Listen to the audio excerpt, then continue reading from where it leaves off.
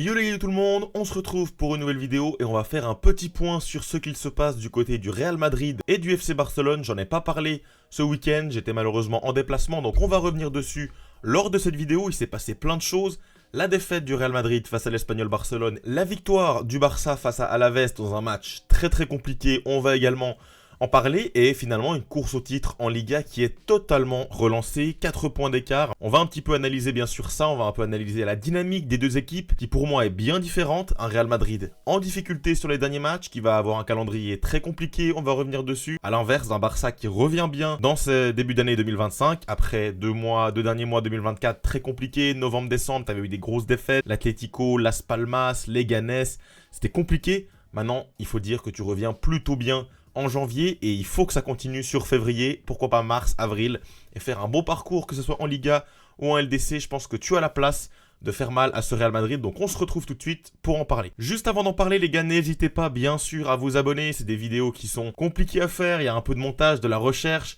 Donc voilà, votre soutien est bien sûr extrêmement apprécié de mon côté, donc merci à tous ceux qui prendront 2 secondes pour vous abonner, liker et bien sûr commenter cette vidéo, me dire dans les commentaires qu'est-ce que vous en pensez, comment est-ce que cette saison de Liga va se terminer tout simplement. Bon, nous voici donc avec le calendrier du Real Madrid, les matchs passés et les matchs qui arrivent. On voit quand même, alors on était plutôt sur une bonne série, avec victoire à Brest, victoire à Valladolid, victoire face à Salzbourg, victoire face à Las Palmas, victoire face à Celta Vigo.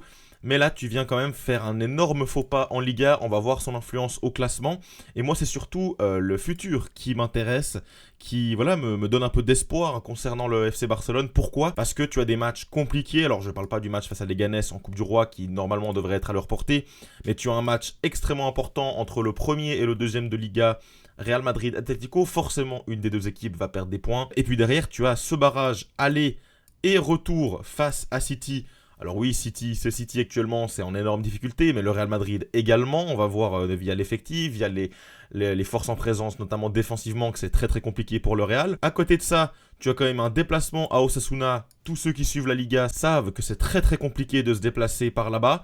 Girona juste après, le Betis et le Rayo pour terminer cette séquence. Je trouve que c'est un calendrier très chargé, où tu vas en plus venir mettre, s'il se qualifie, un 8e de Champions League juste ici, donc après Villarreal, entre le Rayo, va vraiment avoir un calendrier très dense. Quand on regarde plus en détail le match face à l'Espagnol Barcelone, alors je l'ai regardé d'un œil, j'étais surtout là en deuxième mi-temps, apparemment la première mi-temps c'était plutôt compliqué.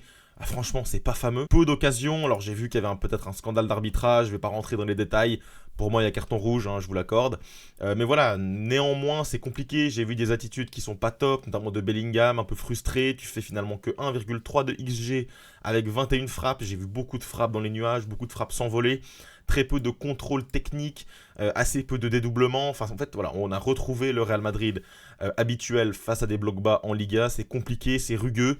En face, tu as une équipe qui se procure quasiment rien, mais qui parvient à marquer sur une contre-attaque. Très compliqué ce Real. C'est pas non plus étonnant de voir ce Real en difficulté. Un Carlo Ancelotti qui n'aide pas ses joueurs avec une composition toujours pareille. Pas de Arda Güler, pas de Hendrick, pas de Asensio. Tu mets toujours Tchouaméni, Rudiger qui en plus se blesse, ça va rajouter encore plus de tension à ce groupe parce que c'est un des derniers rescapés titulaires de cette défense à 4. Tu le perds aussi, donc tu vas avoir une défense qui va être vraiment en difficulté par la suite. Je crois qu'il est blessé pour environ 3 semaines. Il va louper en tout cas le match aller de Ligue des Champions, à voir s'il sera de retour pour le retour, on aura l'occasion d'en reparler. Et puis ce quatuor offensif qui n'y arrive toujours pas. Vinicius, c'est très compliqué depuis un petit moment, on le voit juste ici, franchement, voilà, on sait, Vinicius, il est en difficulté sur les derniers matchs, il a beaucoup accumulé de cartons jaunes, il a beaucoup été blessé également, il a été suspendu, et voilà, franchement, sur les 7 derniers matchs, aucun impact, il joue très peu, c'est compliqué pour lui, il prend un nombre incalculable de cartons jaunes sur la séquence, il est très énervé, même techniquement on a l'impression qu'il est plus en difficulté, on a vraiment cette impression que Kylian Mbappé lui est passé devant dans la dynamique, et même franchement assez largement parce qu'il est en énorme difficulté. Quand on voit la comparaison avec Kylian Mbappé, ça c'est son rapport à lui de Kylian, franchement ça fait très mal pour Vini avec voilà, une implication notamment statistique qui est très importante dernièrement. Il est bien remonté dans les statistiques, dans le concours au Pichichi également. Mbappé, ça fonctionne très bien, ça fonctionne très bien également sans Vinicius, c'est aussi ça le problème. Vini et Mbappé, ça commence à être un peu tendu quand c'est sur le terrain ensemble, ça marche pas tellement. Au milieu de ça, t'as Ancelotti qui prend pas de décision, qui laisse Arda Güler sur le banc, qui laisse Hendrick sur le banc, qui fait jouer Bellingham dans un rôle de 9,5 un peu compliqué, il vient même un peu se marcher dessus avec ceux de devant. Finalement, derrière, c'est compliqué, toujours les transitions défensives, ça on en parle tout le temps. Tu ajoutes à ça les blessures et des blessés franchement très très importants. Eder Militao, Rudiger, deux piliers de cette défense, deux titulaires. Carvajal, également un titulaire indiscutable qui est blessé de longue date. David Alaba qui revient tout juste, hein, on ne peut pas non plus le compter comme un revenant. Rudiger, une blessure environ de 2-3 semaines, on en a dit. David Alaba, est-ce que tu peux compter sur lui pour le match face à City? Franchement, je ne pense pas. Il a actuellement joué que une trentaine de minutes pour son retour et c'est même pas forcément très très concluant, hein. Physiquement, c'est compliqué. Il n'a pas pu jouer face à l'Espagnol Barcelone dans un match tendu. Tu vas pas non plus le lancer maintenant, donc il va devoir déjà prendre du rythme en tant que titulaire. Certaines informations nous disent que face à Leganés, il sera titulaire. Alors voilà, j'attends bien de voir ce match-là. Peut-être qu'il va reprendre du rythme, mais je vois quand même mal Ancelotti le lancer comme ça dans le grand bain après une rupture des ligaments croisés face à l'Atlético ce week-end et face à City en milieu de semaine. Je pense que ça sera trop juste pour lui. Qu'est-ce que tu vas aligner? Tu vas aligner Tchouaméni, Vasquez, Mendy, Fran Garcia, peut-être Asensio que tu vas être obligé de mettre. Ouais, franchement, ça va être très compliqué. Alors bien sûr, on n'est pas encore dans l'avant-match du Real Madrid City, hein. On va bien sûr en reparler sur la chaîne, faire un avant-match, etc. Mais avec deux défenses en grande difficulté, laquelle, entre guillemets, sera la meilleure? Franchement, je n'ai pas trop la réponse. Donc tu as cette période plutôt compliquée pour le Real Madrid, on en a parlé. Rodrigo qui marque pas sur ce match, Bellingham frustré, Vinicius vraiment en difficulté. Et derrière, tu as un FC Barcelone qui revient avec une victoire face à Alaves. Alors on sait que c'est des victoires qui sont compliquées, c'est des contextes complexes. Alaves qui a mis un bus énorme, l'arbitre qui ne dégaine pas de carton jaune, ça devient un match très rugueux, ils font plus d'une vingtaine de fautes. Ouais, c'est des contextes compliqués, on les connaît en Liga. Mais tu es une séquence depuis le 1er janvier, hein, depuis la nouvelle année, donc ce match face à Barbastro. Tu n'as perdu aucune rencontre. Donc tout simplement, quasiment que des victoires. Tu fais nul face à l'Atalanta et il me semble que tu fais nul face à Retafe ici. Sinon tu gagnes. Tu es qualifié directement en 8e. Ce qui fait que tu as un calendrier pour février qui est franchement plutôt abordable. J'en parle souvent ces temps, mais tu vas jouer Valence, Séville à l'extérieur. Bon, deux déplacements dans des stades un peu chauds. Mais voilà, l'équipe en soi n'est pas dingue et tu peux gagner ces deux rencontres. Rayo à domicile, ça devrait le faire. Alors l'Espagnol, pas trop posé de problème. Las Palmas et la Real Sociedad chez toi. Moi, je vois là 6-7 matchs avec, il y aura peut-être la Coupe d'Espagne si tu passes contre Valence. Une possibilité de revenir très très fort avec un enchaînement de matchs gagnés. Et je trouve que c'est très très positif pour la suite, hein, quand tu vois ce match. Alors oui, forcément, je l'ai dit, c'est compliqué, hein, c'est des rencontres qui sont complexes. Je pense que tu peux réellement compter sur une attaque maintenant vraiment performante. Lewandowski qui marque, Lamine Yamal qui sort un top match, c'est même lui l'homme du match. Rafinha toujours en confiance. Pedri qui est juste monstrueux. Un Frenkie de Jong qui revient très très bien. Franchement, je suis très très content. Je suis enchanté du retour de Frenkie de Jong. Moi, c'est un joueur que j'aime bien, mais je trouvais qu'il a du mal, hein, sur la dernière année. Il joue peu, il est souvent blessé. Maintenant, ouais, j'ai vu beaucoup de commentaires dire que face à un bloc bas, Frenkie de Jong, c'est quand même bien mieux que Casado. Pas Casado qui est vraiment en difficulté face à des blocs bas où il doit créer, c'est plus compliqué. Il est plus dans l'impact, dans ces matchs où il faut aller chercher haut, où il faut être agressif. Là, tu peux mettre un Casado. Par contre, dans des matchs où tu dois trouver la brèche, tu dois faire des passes un peu lobées, tu dois faire des passes cachées, des passes camouflées, trouver la différence, trouver de l'espace dans une défense regroupée comme l'était ce double rideau de Alaves. Et tu vois que De Jong fait parfaitement l'affaire dans ce milieu de terrain. Gavi également sorti sur blessure. Il a eu un choc un peu sur le crâne, hein, avec un joueur d'Alaves qui est lui sorti sur civière. J'espère que ça va aller pour lui. Gavi en tout cas avait l'air ok, je pense que ça va le faire, il n'a pas non plus de grosses séquelles. Côté défense, plutôt convaincant. Koubarsi encore un gros match, hein, rien à dire face à un bloc bas ou face à un bloc haut. C'est magnifique. Araujo par contre que moi je trouve en difficulté également face à un bloc bas.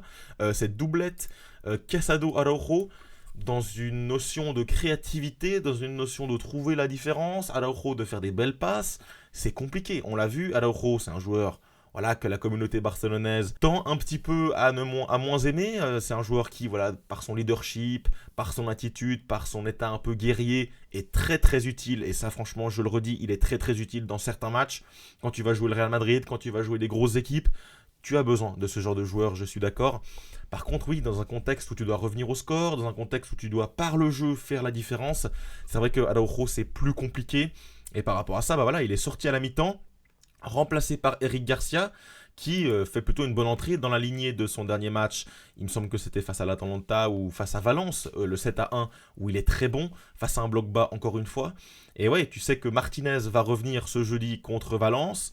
Martinez qui était le pilier de cette première partie de saison, très très bon. Il permet en plus à Koubarsi de revenir sur son côté droit qui lui permet de trouver des passes pour Lamine Yamal, qui lui permet de trouver des obliques. C'est très très intéressant pour lui, de lancer parfois Rafinha depuis ce côté droit. Ouais, pour moi, Koubarsi, sa meilleure position, c'est défense droite. Donc oui, tu vas pouvoir le repositionner. Martinez qui va revenir, également Christensen qui va revenir, ça fait un petit peu longtemps. Il a eu une deuxième blessure, c'est quand même moins grave, c'était musculaire, donc dans une semaine ou deux, il devrait revenir. Ouais, attention à Araujo qui va devoir montrer son statut, qui va devoir voilà, prouver encore à Hansi Flick qu'il peut faire partie de ce projet, lui qui a re-signé, prolongé, apparemment avec une petite clause de départ, une clause libératoire assez basse. Ouais, pourquoi pas le faire partir cet été hein, pour un peu de cash. Mais sinon, voilà, match où t'as rien à dire sur Chesney, t'as rien à dire sur Koundé, Lamine Yamal extraordinaire. Lewandowski, heureusement qu'il met un but, sinon je trouvais qu'il avait 2-3 occasions qu'il a un petit peu mal joué. Mais bon, il marque 30 buts cette saison pour l'instant, c'est monstrueux. Rafinha toujours pas mal, Casado, Pedri, le magicien. Donc ouais, moi je pense que t'as vraiment quelque chose à faire dans cette Liga, surtout quand tu vois le classement. Hein. Le classement, bah t'es pas du tout à la ramasse, t'es bien revenu même, hein, franchement sur la séquence. Alors oui, t'avais un matelas, t'étais bien sûr leader après le premier Classico, que tu gagnes 4-0 en plus chez eux, t'as provisoirement 9 points d'avance je crois, sur la deuxième place. Oui, t'es en difficulté, t'as vécu une période très très sombre, mais tu reviens avec 2 victoires lors des 2 derniers matchs. Les 2 devant ont perdu des points sur cette séquence-là. Ils vont en plus se jouer, donc forcément l'un des deux va perdre des points, ou alors ils perdent les 2 des points dans le cas idéal. Tu vas pouvoir recoller, imaginons que le Real Madrid se fait surprendre. Match nul, ça fait donc 50 pour le Real Madrid, 49 pour cet Atlético, et donc le Barça en battant Séville à l'extérieur reviendrait à 48, donc ça ferait les 3 premiers qui se tiennent en 2 points, 50, 49, 48, ça serait complètement relancé, avec en plus un Classico qui va devoir se jouer chez nous au Montjuïc. Donc voilà, ça peut totalement relancer, et pour moi la Liga est relancée actuellement, et voilà, ça va être très très intéressant. J'ai parlé du calendrier du Barça, j'ai parlé du calendrier du Real Madrid. Pour moi, c'est les infos prioritaires, la défense qui est de plus en plus friable du côté du Real Madrid, où tu as beaucoup de blessés. Je sais pas, franchement, je pense qu'on va faire un point après cette double confrontation contre City, voir où ça en est. Le Real en plus qui va donc lâcher un petit peu des forces en Ligue 1, qui va plus se concentrer sur cette LDC. Pour moi, c'est pas du tout terminé, et donc je voulais faire cette vidéo pour dire que ce n'est pas terminé pour ce Barça, que moi je vois toujours, depuis le début de la saison, remporter la Liga. Alors oui, il y a eu quelques péripéties, ça va être compliqué, ça va être complexe, mais franchement, je vois ce Barça revenir très très bien en fin de saison, avec des joueurs qui vont revenir comme Martinez, comme Lamine Yamal, comme un De Jong qui peut revenir à un très très bon niveau. Ouais, franchement, je vois ce Barça faire la surprise et aller chercher cette Liga qui, il y a encore 2 semaines, après cette défaite contre l'Atlético, contenait 7 points de retard ou 8 points de retard ou même 10 des fois provisoirement. C'était très compliqué, tu te repositionnes à 4 points. Je trouve que c'est parfait. Bon les amis, on se retrouve très très vite pour de nouvelles vidéos. Bien sûr, il y a cette semaine la Coupe du Roi. Valence, Barcelone, ça va être un peu compliqué là-bas, on sait que c'est pas toujours simple. Leganés, Real Madrid, dès mercredi. Et donc voilà, on se retrouve tout de suite pour de nouvelles vidéos. Pour ne pas les manquer, n'hésitez pas à vous abonner, liker et partager mon contenu, c'est très important. Et voilà, on se retrouve très vite pour de nouvelles vidéos. Ciao et Visca Barça.